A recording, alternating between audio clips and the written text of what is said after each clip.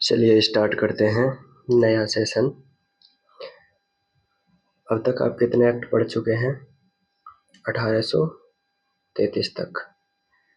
33 के बाद कौन सा एक्ट आना चाहिए? 53। क्यों? क्योंकि 33 में जो ईस्ट इंडिया कंपनी है उसके अधिकारों को कहाँ तक बढ़ा दिया गया था? 20 साल और। लेकिन 1853 का जो अधिनियम है वो यूनिक है। क्यों? देखते हैं। इसमें कहा गया, अब तक क्या हो रहा था, हर बार 20 साल के लिए बढ़ाया जा रहा था ईस्ट इंडिया कंपनी के अधिकार। हर बार चार्टर एक्ट द्वारा चार्टर कितने साल के लिए दिया जा रहा था? 20 साल के लिए। लेकिन इस बार ऐसा नहीं था। इस बार क्या कहा? इस बार संसद ने कहा कि भारतीय प्रदेश पर कंपनी को जब तक संसद ने चाहे अधिकार रहेगा। यानी कि कहीं ना कहीं ब्रिटेन की जो संसद थी ना, उसको दिखने लग गया था कि अब ईस्ट इंडिया कंपनी का भविष्य बहुत ज्यादा दिन का है नहीं, इसके उसकी और कुछ है नहीं, अब ये चीजें खत्म होने वाली हैं। तो इन्होंने क्या कहा इस चार्टर में? अब 20 साल के लिए नहीं कहा, अब कहा कि अब जब संसद चाहे तब आपसे शासन अपने हाथ में ले लेगी। तो जब तक संसद ना चाहे, ठीक है, ये कहा। तो आप इसको याद रखेंगे, इम्पोर्टेंट पॉइंट है। और दूसरा इम्पोर्टेंट पॉइंट क्या है? एक और इम्पोर्टेंट पॉइंट ये है कि भारतीय विधान परिषद अथवा केंद्रीय विधान परिषद की स्थापना की गई। ये क्या बवाल है? देखिए, गवर्नर जनरल था एक, उसकी एक परिषद थी। एक गवर्नर जनरल था, उसकी एक परिषद थी। ये परिषद कानून बना भी रही थी और देश में प्रशासन भी संभाल रही थी, यानी कानूनों का लागू होना भी खुद ही कर रही थी। अभी ब्रिटेन की संसद को क्या लगता है कि देखो, ये कानून बना रही है, ठीक है, लागू भी कर रही है, ठीक है, लेकिन इसमें कुछ ज्यादा बोझ नहीं हो जा रहा? तुम्हें नहीं लग रहा? ब्रिटेन की संसद कहती है कि राजा साहब, आपको नहीं लगता कि ये मतलब कुछ ज्यादा बोझ हो रहा है इस पर? राजा जो सम्राट है ब्रिटेन कहते हैं, हाँ बात तो आपकी ठीक है प्रधानमंत्री जी। तो क्या करते हैं कि इस ब्रिटेन, ये जो कार्यकारिणी परिषद थी, इसकी मदद के लिए इसी के भीतर, कार्यकारिणी परिषद के भीतर ही एक संस्था बनाते हैं जिसको कहा गया भारतीय विधान परिषद अथवा केंद्रीय विधान परिषद। ठीक, इसको क्या कार्य दिया गया? इसको कार्य दिया गया विधायन का। किसका? कानून निर्माण का। यानी कि उसके काम को थोड़ा कम करने के लिए, कार्यकारिणी परिषद के काम को कम करने के लिए, जो विधायी काम है वो कम हो जाए, उसके लिए ये भारतीय विधान परिषद बनाई गई।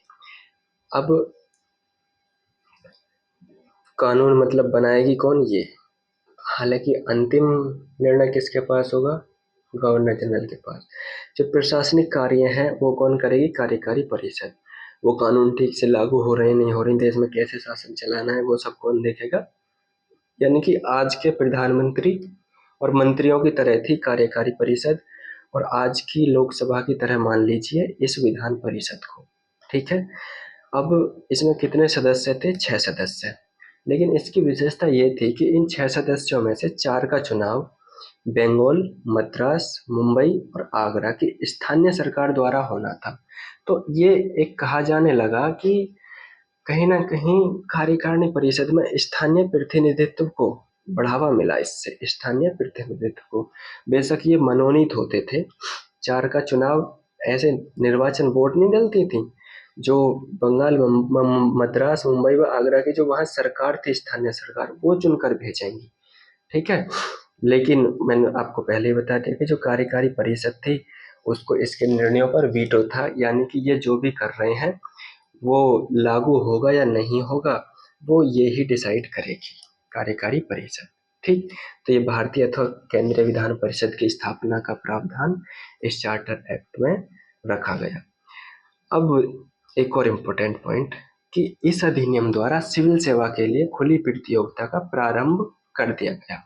यानी कि अब जो आईसीएस, आज की आईएएस और उस टाइम की आईसीएस, उसके लिए बाकायदा एग्जाम होगा और उसमें कोई भी बैठ सकता है, खुली प्रतियोगिता है। और इसी पर राय देने के लिए 1854 में एक मैकॉले समिति भी बनी थी कि इसको कैसे इम्प्लीमेंट किया जाए, क्या क्या होना चाहिए, इस बारे में मैकॉले समिति बनी थी। अब 1853 में क्या हुआ कि बंगाल के लिए एक अलग से लेफ्टिनेंट गवर्नर की नियुक्ति कर दी, क्योंकि बंगाल का जो गवर्नर जनरल था उसको तो भारत का गवर्नर जनरल बना दिया गया, तो बंगाल का वो गवर्नर कोई ना कोई तो चाहिए भाई वहाँ शासन करने के लिए। तो वो 33 में नहीं किया, वो 53 में किया लेफ्टिनेंट गवर्नर की नियुक्ति। नेक्स्ट पॉइंट था कि जो डायरेक्टर्स थे, कोर्ट ऑफ डायरेक्टर्स थे, उनकी संख्या 24 से घटाकर 18 कर दी गई, और ये प्रावधान किया गया कि इन 18 में भी 6 सम्राट मनोनीत करेंगे, जो ब्रिटेन के राजा हैं वो चुनेंगे 6 को। ठीक है, तो इस तरह चार्टर एक्ट 1853 खत्म होता है। छोटा सा एक्ट है, इसमें कोई बहुत ज्यादा प्रावधान नहीं है। जो प्रावधान इंपॉर्टेंट है वो एक ये है, केंद्रीय विधान परिषद की स्थापना, दूसरा ये है सिविल सेवा हेतु खुली प्रतियोगिता का प्रारंभ, और तीसरा ये कि संसद जब तक ना चाहे। क्वेश्चन ये बनता है कि किस अधिनियम में ये लिखा गया है कि जब तक संसद न चाहे तब तक ईस्ट इंडिया कंपनी अधिकार अपने बनाए रखेगी भारतीय क्षेत्र पर। तो वो था 1853 का अधिनियम। केंद्रीय विधान परिषद की स्थापना किस अधिनियम ने की? 1853 का चार्टर एक्ट। खुली प्रतियोगिता का प्रारंभ किसने किया? 1853 का अधिनियम। ठीक है, चलिए इसको यहीं पर खत्म करते हैं, और ये छोटा सा था तो ठीक है, इसमें ज्यादा पॉइंट भी नहीं है। चलिए, शुक्रिया।